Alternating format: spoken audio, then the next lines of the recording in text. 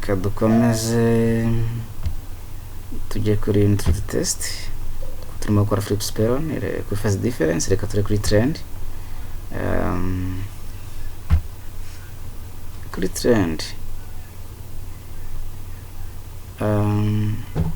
urabona ko byakosotse nabo ndimeze neza babita ni nziza amahanga ni byiza izi ngizi nizo nini cyane kuri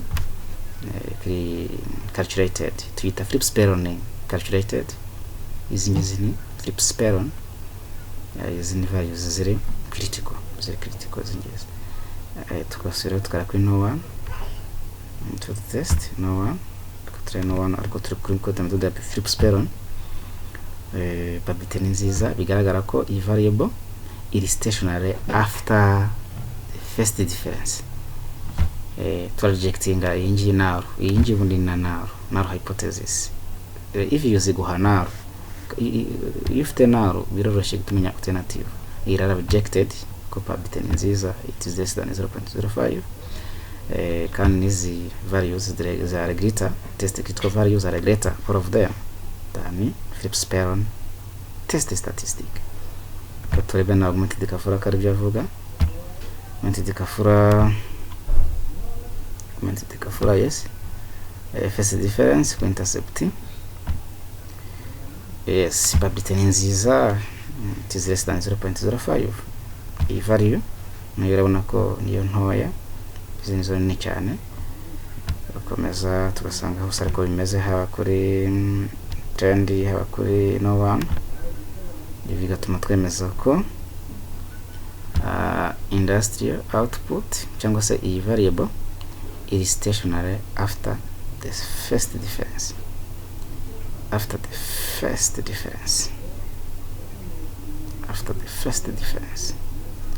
it is stationary after the first difference yeah ariko dufata decision gute umuntu after decision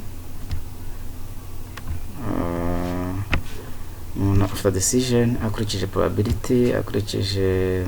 critical values twabyanditse hano hejuru iyo probability iri munsi ya 0.05 kandi ndetse augmented kafura critical ariyo nini cyane kuri augmented kafura calculated rejecting HO kandi HO twibuke ko ari there is unity root to rejecting ibintu biba byabaye byiza to rejecting ya mbere tukemeza ko tukemeza H1 ari vuga ngo there is no unity root iyo probability zirimo kuruta 0.5 ntago ari byiza ibintu byazambye augmented kafura nazo gasanga ziri calculated nizo zabaye nini cyane kuri critical twa accepting HO tukemeza ko there is a problem of unity root tukajecting H1 iko niko umuntu agenderaho kugira ngo zinizo condition kufata decision ibyo umuntu akora ko augmented kafura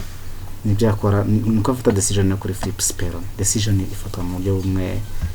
hose kuri ko byanditse anga yasoma umuntu agize ikibazo rero hangaha arimo akora unit test you can call this number or write on WhatsApp. Can use this number on WhatsApp. Just have a kind of stock, just chosen. Or kuandika kwa WhatsApp. Just go and can even call 0788 7684 13. Can call this for call. Can call this number. Ndi kagenda neza ibintu byoroshye ariko banza kareba zina data ubundi kuno zari zimeze industry niyo twakoreye reka tureko n'ubundi yari imeze ni industry niyo twakoreye tureko yari imeze graphical reka tujye kuri insert ubundi kuno yari imeze urabona ko ni gutya yari imeze industry ukibona graphical presentation tubona ko meaning ntago iri constant hari na za variance nazo ntago ziri constant ariko wafata tubanze tuyisibe reka tukore first difference anga muri Excel